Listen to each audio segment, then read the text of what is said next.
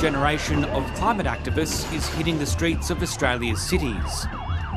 I'm currently locked on to a car at the start of the Sydney Harbour Tunnel To disrupt roads, rail and ports. I'm not sure what's about to happen. You everyone stay up, you dumb! Get the out of the way! There's a right to protest in Australia. We have a free country which has freedom of speech, which I absolutely support. But there's a way to go about that, and this way was an unacceptable risk.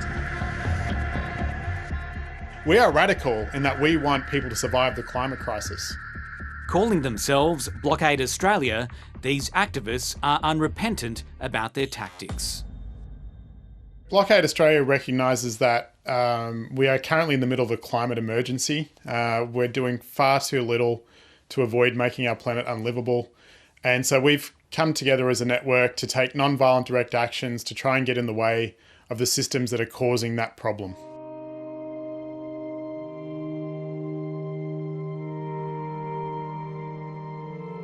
In June, Blockade activists gathered with environmentalists from around the country at a bush camp near the Colo River, northwest of Sydney. I think there were about 150 of us there. Some people were interested in non-violent direct action, some people were interested simply in being part of the group. But they soon discovered they were being watched. It was a person in camouflage gear who did not identify themselves. Uniformed police then raided the campsite. They declared the area a crime scene. We're pretty sure a bunch of us are going to get arrested. 7 people were charged with affray and assault. Police alleged they were set upon and a car damaged. Those police that were attacked by that group this morning feared for their lives. They called for urgent assistance, and police from all over the Sydney metropolitan area responded to assist and provide aid to those police officers. Remember, at the time, we didn't know this was police. We didn't know who was in the car. It could have been anyone. Despite the raid, Blockade Australia went ahead with unauthorised protests the following week, causing traffic chaos in the heart of Sydney. More than 20 protesters were charged under the state's tough new anti-protest laws. They now face fines of up to $22,000 and up to 2 years in jail. Any citizen could fall foul of these laws for the most benign reason. It's a shambles. I can't believe they wrote such shoddy legislation with such broad ambit. Greg Rolls is one of them. He's now back in Melbourne under strict bail conditions. These bail conditions stop me from associating with 38 people who include my community and some of my closest friends. Hey, how you going? Come on in. Yeah. One person Greg is allowed to visit is a friend who's been providing moral support. 82-year-old Peter Murnane is a Catholic priest in Melbourne. Yeah. I've been a priest for 56 years and I'm a member of the Dominican Order of Priests. Father Murnane was also charged over the June protests. I was accused of blocking access to the Sydney Harbour Bridge, blocking George Street and other streets, and walking about throughout a long protest playing a drum. And they said that I was seen on CCTV, public media, Facebook's live streaming, and that was quite amazing to me. He claims it's a case of mistaken identity. When I was in Melbourne, actually, they deserve to be called to account for this pretty horrendous mistake.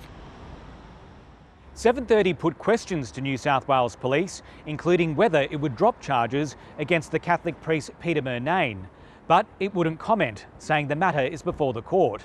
730 also sought a response from the State Police Minister Paul Toole, but he was unavailable. New South Wales Roads Minister Natalie Ward would not comment on the individual cases, but defended the government's tough stance against Blockade Australia.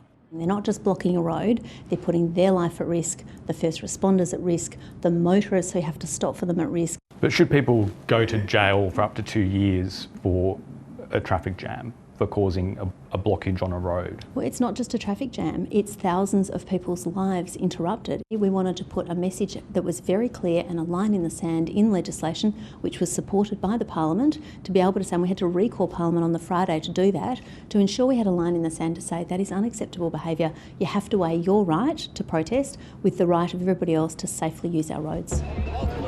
7:30 can reveal police have dropped charges against another person arrested that day. Chloe Sinclair was following the Blockade Australia protest as a volunteer for Legal Observers New South Wales.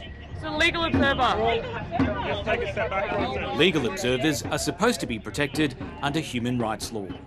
I was pretty incredulous, and I remember throwing my hands up and saying, no, I'm a legal observer. I'm a legal observer, and I repeated it many times. After Amnesty International challenged the charges, New South Wales Police withdrew them on public interest grounds. It was a huge relief. Look, I'm not going to comment on the specifics of each of those cases. I'll leave the police to do their job. I have great faith in the police force, and I know that they try and do everything they can. What are you happy to do? It's now a tense wait for Father Murnane, who's yet to state his innocence against police in court. If there's any cost involved in the court procedures, they should pay it all. While Greg Rolls and the rest of the Blockade Australia protesters are now facing the possibility of going to prison. I don't want to go to jail, that would be horrible, but if it happened, I'd be willing to do it.